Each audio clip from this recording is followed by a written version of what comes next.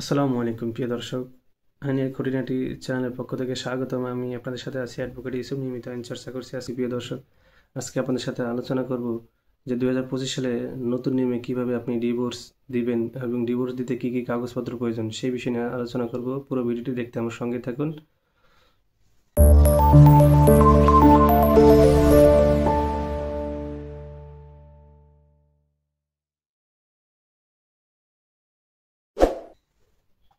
জি প্রিয় দর্শক, 2025 সালে অন্তর্বর্তীকালীন সরকার আসার পরে নতুন নিয়মে বিবাহ যেই নিয়ম চালু করেছে সেটি হচ্ছে যে পূর্বে কিন্তু আপনি যখন ডিভোর্স দিতেন তখন কিন্তু হলফের মাধ্যমে এবং কাজের মাধ্যমে দুইভাবে ডিভোর্স দেওয়া যেত।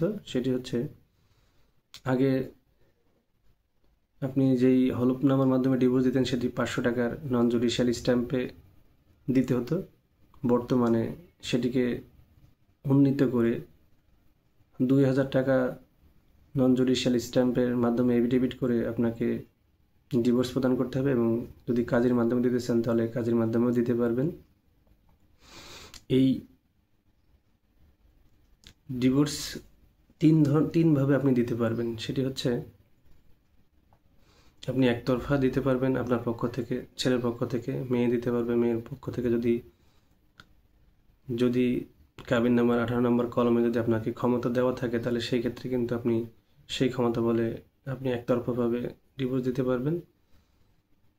মেয়ের পক্ষ থেকে একভাবে দিতে পারবেন, ছেলের পক্ষ থেকে একভাবে দিতে পারবেন, এবং খোলা তালাক, এই 3 ধরনের তালাক দিতে পারবেন। খোলা তালাকটাই হচ্ছে উভয় পক্ষের মাধ্যমে বসে আপোষ মীমাংসার মাধ্যমে এলাকার গণ্যমান্য ব্যক্তির সম্মুখে বসে, যেটি অথবা আপনাদের পারিবারিক মানুষের সাথে বসে যেই তালাকটি দিবেন সেটি হচ্ছে খোলা তালাক বলা হয়। আর 2025 সালে আপনার তালাক দিতে কি কি কাগজপত্র প্রয়োজন হবে? সর্বপ্রথম আপনার প্রয়োজন হবে আপনার একটি এনআইডি কার্ড, আপনার বিবাহের কাবিননামা, আপনার যাকে ডিভোর্স দিবেন তার নির্দিষ্ট ঠিকানা। এইগুলা যদি থাকে তাহলে আপনি আপনার প্রপার ওয়েতে আমাদের সাথে যোগাযোগ করতে পারেন বা আমাদের মাধ্যমে ডিভোর্স দিতে পারেন। দিলে আমরা এটা প্রপার ওয়েতে কাজ করে দিব। প্রিয় দর্শক, আপনি যখন ডিভোর্স দিবেন তখন কিন্তু আপনার যাকে দিচ্ছেন তার বিরুদ্ধে 3টি নোটিশ ইস্যু করতে হবে। প্রথম মাসে একটি, দ্বিতীয় মাসে একটি এবং তৃতীয় মাসে একটি।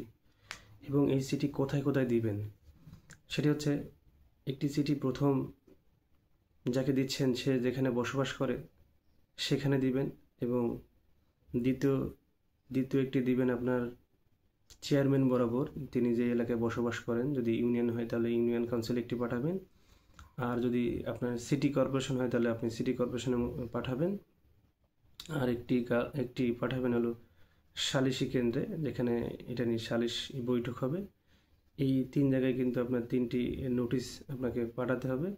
পাঠানোর পরেই কিন্তু এটি কতদিনের মধ্যে কার্যকর হবে। যদি সেটি রিসিভ করে তাহলে 90 দিনের মধ্যে কার্যকর হবে। যদি তিনি রিসিভ নাও করেন তাও কিন্তু 90 দিনের মধ্যে কার্যকর হবে। আপনার ইউনিয়ন পরিষদে যখন পাঠাবেন তারা কিন্তু আপনাকে প্রথম মাসে কিন্তু আপনাদেরকে ডাকবেন চিঠির মাধ্যমে বসার জন্য, আপোষ মীমাংসা করার জন্য। এবং আপনারা যদি না আসেন দ্বিতীয় মাসে আরও একটি চিঠি পাঠাবেন আপোষ মীমাংসার জন্য অথবা বসার জন্য।